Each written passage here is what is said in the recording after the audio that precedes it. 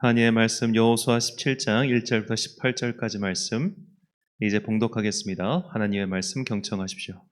요단강 서쪽 땅 일부는 요셉의 맏아들인 므낫세 지파가 제비를 뽑아서 나누어 가졌다.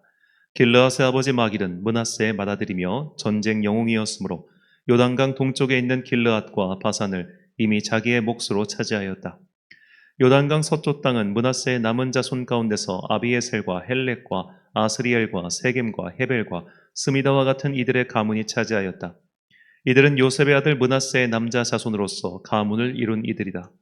므낫세 자손 가운데 슬로브핫이라는 사람이 있었다. 므낫세의 아들 마길은 길르앗을 낳았고 길르앗의 아들 헤벨은 슬로브핫을 낳았는데 슬로브핫은 딸만 낳았으며 아들이 없었다. 그 딸들의 이름은 말라와 노아와 호글라와 밀가와 디르사이다.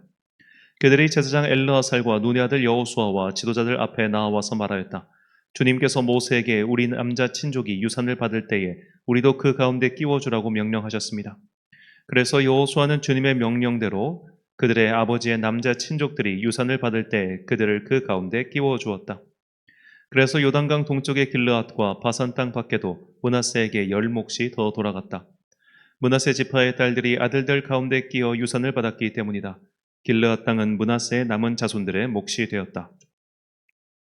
므낫세의 경계선은 아셀에서부터 세겜의 동쪽에 있는 믹므닷에 이르고 남쪽으로 가서 엔다프와 주민이 살고 있는 땅에까지 미친다. 다프와 주변의 땅은 므낫세의 소유이나 경계선에 있는 다프와 성읍은 에브라임 자손의 소유이다. 또 그 경계선은 가나 게울로 내려간다. 그 게울 남쪽으로 성읍들이 있는데 이것들은 므낫세의 지역 가운데 있지만 에브라임에 딸린 것이다. 므낫세의 경계선은 그 게울의 북쪽으로부터 시작하여 지중해에 이르러 끝난다. 그 남쪽은 에브라임의 소유이고 북쪽은 므낫세의 소유인데 지중해가 그들의 서쪽 경계이다. 그 땅이 북서쪽으로는 아셀에 맞닿고 북동쪽으로는 이사갈에 맞닿았다. 벳산과 그 변두리 마을, 이블르암과 그 변두리 마을, 해안에 있는 도르의 주민과 그 변두리 마을, 엔돌의 주민과 그 변두리 마을, 다안악의 주민과 그 변두리 마을, 무깃도의 주민과 그 변두리 마을은 셋째는 나벳인데 이사갈과 아셀의 지역 안에 있는 므낫세의 소유이다. 므낫세 자손이 이 성읍들의 주민을 쫓아내지 못하였으므로 가나안 사람들은 그 땅에서 살기로 마음을 굳혔다. 이스라엘 자손이 강성해진 다음에 가나안 사람에게 노동을 시켰으나 그들을 다 쫓아내지는 않았다. 요셉 자손이 여호수아에게 말하였다. 주님께서 지금까지 우리에게 복을 주셔서 우리가 큰 무리가 되었는데 어른께서는 왜 우리에게 한 번만 제비를 뽑아서 한 몫만 유산으로 가지게 하십니까? 여호수아가 그들에게 말하였다. 당신들이 큰 무리여서 에브라임 산간 지방이 당신들에게 작다면 거기에서 브리스 사람과 르바임 사람의 땅인 살림지대로 올라가서 그곳을 개간하시오. 요셉 자손이 말하였다. 그 산간 지방은 우리에게 넉넉하지 못하고 그 골짜기 땅 곧 벳산과 그 변두리 마을과 이스라엘 골짜기에 사는 가나안 사람들에게는 다 철병거가 있습니다. 여호수아가 다시 요셉 족속인 에브라임 지파와 서쪽 므낫세 지파에게 말하였다. 당신들은 큰 무리요 큰 세력도 가졌으니 한 몫만 가질 일이 아닙니다. 산간 지방도 당신들의 것이 될 것이요 산간 지방이라 하여도 그곳을 개간하여 이 끝에서 저 끝까지 차지하시오. 가나안 사람들이 철병거를 가져서 강하다 하더라도 당신들은 그들을 쫓아낼 수 있소. 아멘. 할 수 있거든이 무슨 말이냐라는 제목으로 하나님의 말씀 선포하겠습니다. 자, 우리가 지금 여호수아를 계속 보고 있는데요. 이 여호수아서를 볼 때 우리가 또 참고해야 되는 자료 중 하나가 이 민수기 26장입니다. 자, 민수기 26장을 보면 각 지파별로 숫자가 나와 있습니다. 근데 이 숫자는 처음 출애굽할 때 있었던 숫자가 아니라 2차 출애굽, 그러니까 정확하게는 광야 40년을 지난 이후에 각 지파별로 인원 변동을 나타냈는데요. 이때 므낫세 지파가 52,700명이고 에브라임 지파가 32,500명이라고 민수기가 전하고 있습니다. 그러니까 단일 지파로는 가장 많은 게 유다 지파인 76,500명인데 이 므낫세와 에브라임 지파, 이 요셉의 후손 두 지파의 숫자를 합하면 85,200명이 되죠. 그러니까 이 요셉 지파의 숫자가 나머지 12개 지파들보다 훨씬 더 많았다는 것을 우리가 민수기를 통해서 알 수 있습니다. 그렇기 때문에 이 에브라임 지파와 므낫세 지파가 지금 여호수아에게 땅을 분배할 때 우리는 다른 지파들과 똑같이 한 몫만 주면 안 됩니다. 우리는 지금 다른 사람들보다 많지 않습니까? 그러니까 우리의 인원에 맞게끔 더 많은 땅을 주세요라고 지금 요청하고 있는 겁니다.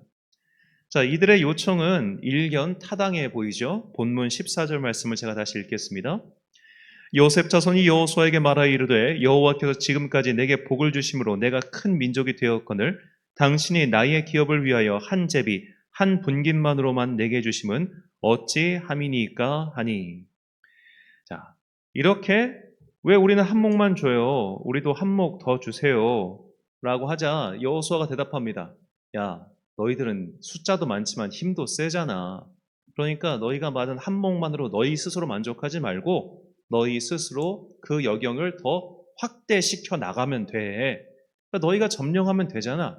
이렇게 여호수아가 말하자 그들이 다시 여호수아에게 이렇게 대답합니다. 본문 16절 말씀입니다. 요셉 자손이 이르되 그 산지는 우리에게 넉넉하지도 못하고 골짜기 땅에 거주하는 모든 가나안 족속에게는 베스안과 그 마을들에 거주하는 자이든지 이스라엘 골짜기에 거주하는 자이든지 다 철병거가 있나이다 하니.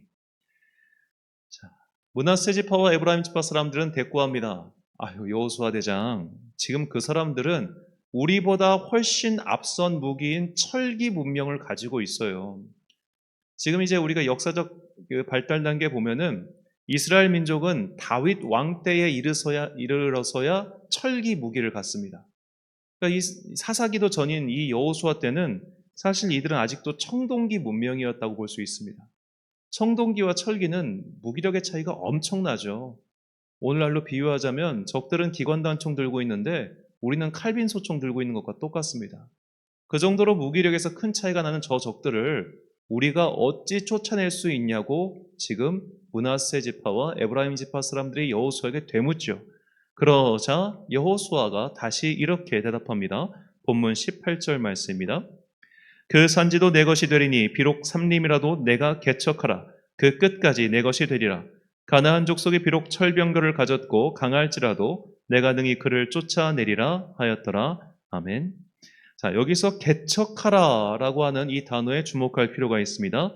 28절에서 개척하다라고 번역한 히브리어는 마라인데 마라라는 히브리어는 구약 성경에서 48번 사용되었는데 이는 전부 다 창조하다라는 의미입니다.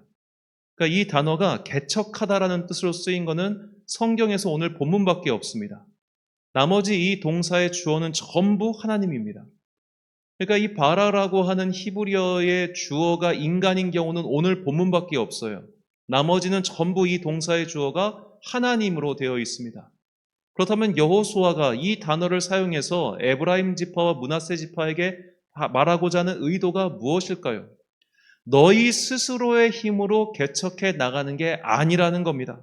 바로 하나님께서 너희의 길을 만들어 가실 것이니 너는 용기를 가지고 그저 발을 내딛기만 하면 돼. 이것이 오늘 여호수아가 에브라임과 므낫세 지파에게 전하는 하나님의 뜻이며 오늘 우리에게도 주시는 하나님의 메시지이기도 합니다. 자, 이 에브라임 지파와 므낫세 지파 사람들이 얼마나 이 믿음의 상황이 우리랑 똑같은지. 자, 에브라임 지파와 므낫세 지파 사람들, 이 사람들은 이 광야에서부터 여리고를 점령하고 아이성을 점령하고 가나안 연합군을 무찌르는 이 모든 과정을 다 함께 했던 사람들입니다. 하나님께서 함께 하시면 그 어떤 강한 적들도 무찌를 수 있다는 것을 온몸으로 체험했어요. 그런데 이제 와서 얘기합니다. 철병거가 있어요. 저들은 너무 세요. 우리는 너무 작잖아요. 이렇게 말이죠. 이게 우리의 신앙생활인 경우가 참 많습니다. 과거에 지금까지 함께 하신 에베네셀 하나님에 대한 경험이 있음에도 불구하고 우리는 오늘 나의 삶의 앞에 어떤 문제가 닥치면 그때부터 시험에 듭니다. 과거에 내가 겪었던 하나님에 대한 경험, 하나님께서 함께 하신 승리의 체험이 있음에도 불구하고 새로운 문제가 터지면 또 시험에 들어요.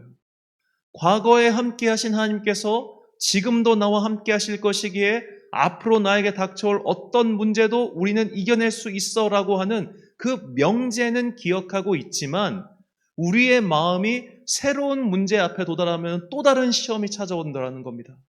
이게 광야에서 이스라엘 민족이 계속해서 보여주는 장면 아니었습니까?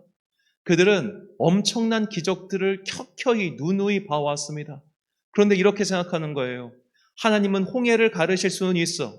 하지만 우리의 먹을 문제는 해결할 수 없어. 하나님은 이집트의 군대는 수장시킬 수 있어. 그런데 가나안에 살고 있는 아낙 자손의 저 거민들은 이길 수 없어. 과거에 한 번에 있었던 경험이 앞으로도 연장될 것이라 이렇게 생각하는 것이 아니라 과거의 것은 과거의 것이고 앞으로의 것은 앞으로의 것인데 앞으로의 문제 때문에 과거의 일은 다 잊어버린 채 현재에 전전긍긍하고 있는 이 에브라임과 므낫세 지파의 모습이 오늘 우리의 모습은 아니라고 과연 말할 수 있겠습니까? 우리도 똑같습니다. 새로운 문제가 닥치면 또 새로운 시험이 듭니다. 새로운 문제가 닥치면 과거에 함께 하신 하나님을 기억하면서 그 새로운 문제를 승리로 이끌 생각보다는 과거의 것은 과거의 것으로 단절시켜 둔 채 그 새로운 문제 앞에서 전전긍긍하며 믿음의 시험에 찾아오는 것이 우리의 모습 아니냐 이 말입니다. 예수님께서는 자기 딸의 병을 고쳐달라고 간구하는 아버지가 주님 할 수 있으시거든 이 아이를 고쳐주십시오라고 간구하자 그렇게 말씀하시죠. 할 수 있거든이 무슨 말이냐. 믿는 자에게는 능히 하지 못할 일이 없다라고 하셨습니다. 그리고 제자들에게 말씀하시기를 너희가 겨자씨만한 작은 믿음이 있으면 이 산을 명하여 저리로 던지라 하면 던져질 것이요 너희가 이보다 더 큰 일도 하겠다고 분명히 약속하셨습니다. 우리에게 닥친 정말 큰 문제는 내 앞에 있는 현실의 문제가 아닙니다. 바로 나의 믿음의 문제입니다. 지금까지 함께 하신 하나님께서 앞으로도 함께 하실 임마누엘의 주님이 되신다는 그 함께 하심에 대한 믿음이 있는 한 우리 앞에 놓여 있는 현실의 문제는 결코 과거의 문제보다 크지 않다는 것을 깨닫게 될 것입니다. 그래서 하나님께서는 이사야 선지자를 통해 우리에게 이렇게 말씀하셨습니다. 이사야 40장 26절과 27절 말씀 제가 읽겠습니다. 너희는 눈을 높이 들어 누가 이 모든 것을 창조하였나 보라. 주께서는 수요대로 만상을 이끌어내시고 그들의 모든 이름을 부르시나니 그의 권세가 크고 그의 능력이 강함으로 하나도 빠짐이 없느니라. 야곱아 어찌하여 내가 말하며 이스라엘아 내가 이르기를 내 길은 여호와께 숨겨졌으며 내 송사는 내 하나님에게서 벗어난다 하느냐. 아멘. 사랑하는 천안광성교회 성도 여러분, 그리고 이 새벽을 함께 깨우고 계신 귀한 주님의 자녀 여러분, 지금 눈앞에 닥친 문제 때문에 하나님은 없다 라던가 그 문제 때문에 하나님의 능력보다는 사람의 힘을 구하는 그런 잘못된 선택을 우리는 참 많이 합니다.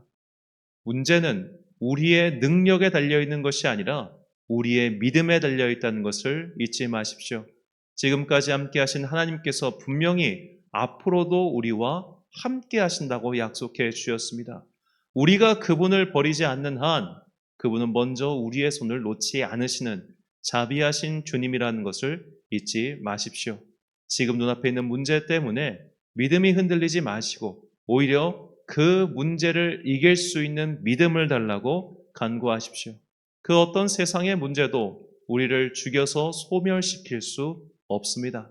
오직 영혼의 주관자이시며 생명의 주관자이신 그리고 이 세상 만물을 창조하고 다스리시는 그 하나님의 능력을 믿고 오늘도 내 삶의 앞에 놓여져 있는 여러 가지 현실의 문제를 온 힘으로 그리고 주님과 함께 개척해 나아가는 여러분과 제가 되시길 주님의 이름으로 축원합니다.